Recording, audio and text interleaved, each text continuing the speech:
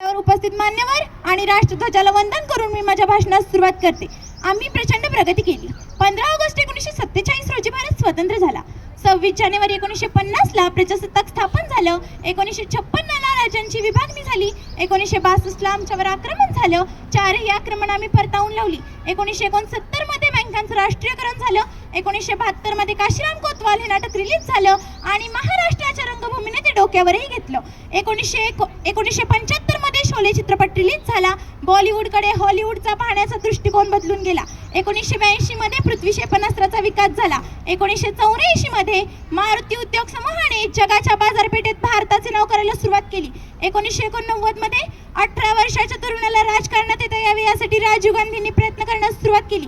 1991 मध्ये आम्ही व्यापारीकरण करणं स्वीकारलं. 93 मध्ये गॅट कराराचा वापर करायला सुरुवात केली आणि 2000 मध्ये कम्प्युटरच्या बाबतीत आम्ही जगाचेही बाप झालो.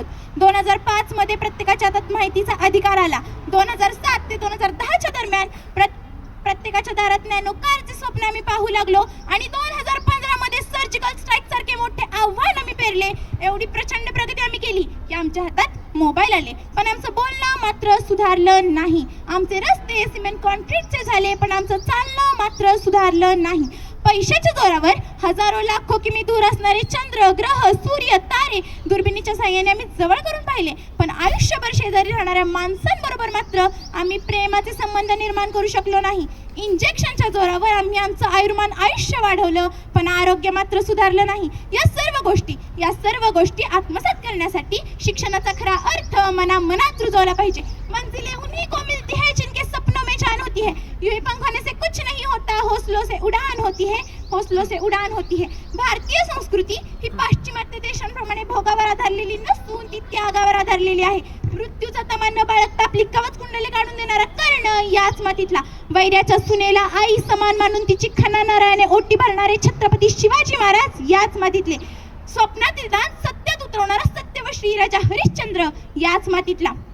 राजमाता जिजाऊंचे दुःख दूर करण्यासाठी मुलाचे लग्न टाकून शत्रूशी लढता लढता धारतीर्थी पडलेला तानाजी मालुसरेही याच मातीतला. औरंगजेबाच्या संपत्तीला नाकारून मृत्यूला कवटाळणारे धर्मवीर छत्रपती संभाजी महाराज याच मातीतले. एवढी महान परंपरा भारतीय संस्कृतीने प्रदान केलेली आहे. आज देशाला स्वातंत्र्य मिळून जवळजवळ 78 वर्षे पूर्ण झाली. गेल्या 78 वर्षात आम्ही भौतिकवाद स्वीकारला, पण आज भावापेक्षा भोगाला, धर्मापेक्षा धनाला आणि स्नेहापेक्षा स्वार्थाला महत्त्व दिलं जाते. समाज जीवनातून शांतता, स्वस्थता, समाधान गमावलं गेलंय. ही भयानक परिस्थिती ओढवण्याचे मुख्य कारण म्हणजे परदेशी वाहिन्यांचे वाढते जाळे. टीव्हीवरच्या बातम्या पहा, अगर वर्तमानपत्रे उघडा, सगळीकडे अशाच वाईट साईट बातम्यांची रेलचेल बघायला मिळते. पण हो तुम्ही जर माझ्या स्वप्नातील भारत ऐकाल तर थक्क व्हाल, आनंदून जाल आणि चकितही व्हाल. कारण की प्रत्येक प्रश्नावर उत्तर एक नाही, तर तो प्रश्न नीट समजावून घेण्यासाठी त्याच्या मुळाशी जावे लागेल. भ्रष्टाचारावर कडक कायदे करून किंवा शिक्षणातून नैतिकतेचे धडे देऊन नाही, तर प्रत्येकाने स्वतःपासून बदल केला तर भ्रष्टाचार मुक्त भारत हे स्वप्न सहज साध्य होईल. वाढत्या लोकसंख्येकडे एक प्रश्नचिन्ह म्हणून न पाहता मी एक मनुष्यबळ म्हणून पाहते. भारतात माणसांची क्रयशक्ती अधिक आहे. तिचा योग्य व चांगल्या कामासाठी उपयोग करून घेण्यास आपण कमी पडलोय. क्रयशक्ती वाढल्यास दरडोई उत्पन्न वाढेल आणि मग माझा भारत देश प्रगत आणि लोकसंख्येचा म्हणून पुढे येईल. स्त्रियांना मानाचं स्थान देताना स्त्रीला जर देवी मानून आपल्या देशात स्त्रीचा आदर सत्कार मान सन्मान राखला तर स्त्रीचा देशाच्या प्रगतीसाठी उपयोग करून घेता येईल. जागतिक स्तरावर वसुदैवी कुटुंब ही संकल्पना पटवून देण्यासाठी सर्व जगाने एकत्र येऊन प्रयत्न केला तर दहशतवाद, नक्षलवाद संपेल. शेतकऱ्यांच्या मालाला उत्पादन खर्चावर आधारित दर ठरवून दिला तर शेतकऱ्यांची आत्महत्या थांबेल. स्वच्छतेतून आरोग्य नांदेल. निसर्गाचा मित्र म्हणून निसर्गाबरोबर वर्तन असेल तर दुष्काळ, महापूर थांबतील. महत्वाचे म्हणजे विज्ञान तंत्रज्ञानाचा वापर करताना माणसांबरोबर इतर प्राणीमात्रांचा आणि निसर्गाचा विचार केला तर समृद्धी नांदेल. आणि हे सर्व शक्य झाल्यास मग माझा भारत देश साकार झाल्याशिवाय राहणार नाही. आणि मग माझ्या भारतात कुणी गरीब, कुणी श्रीमंत नसेल. शेतकरी सुखी, समृद्धी, आनंदी असेल.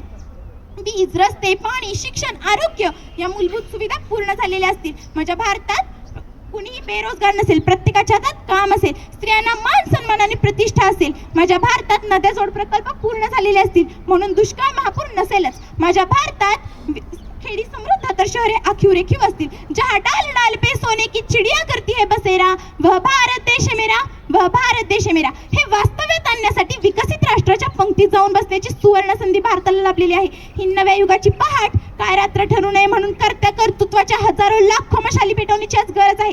आपल्या समोर आव्हानही मोठे आहे, मार्ग दुर्गम आहे, पण एक सुखद स्वप्न मी बाळगून आहे. काही वर्षांनी का होईना एक दिवस असा येईल की जेव्हा भारतीय कॉन्सुलेट समोर विजासाठी अमेरिकन नागरिकांची लांबच लांब रांग लागलेली असेल. शेवटी एक इंग्रजी कविता आठवते, तिचा मराठीत अनुवाद करून सांगते. जे अशक्य आहे ते स्वप्न मला पाहायचंय, ज्याचा कुणी पराभव करू शकत नाही त्याला जाऊन मला हरवायचंय. जिथे जाण्याचं कुणी धाडस करू शकत नाही तिथे जाऊन मला धावायचंय. मला तो स्टार गाठायचाय, मला सत्यासाठी संघर्ष करायचाय. त्यावेळी कोणताही प्रश्न विचारायचा नाही, कोणताही थांबा घ्यायचा नाही. म्हणजे नरकात जायची तयारी आहे पण त्याला कारण मात्र स्वर्गीय असलं पाहिजे. एवढं बोलून मी थांबते. आपण माझ्या शब्दरूपी सुमनांची ओंजळ स्वीकारली त्याबद्दल आपल्या सर्वांना खूप खूप धन्यवाद देते. पुन्हा आपल्या सर्वांना प्रजासत्ताक दिनाच्या हार्दिक हार्दिक शुभेच्छा. जय हिंद, जय भारत. धन्यवाद.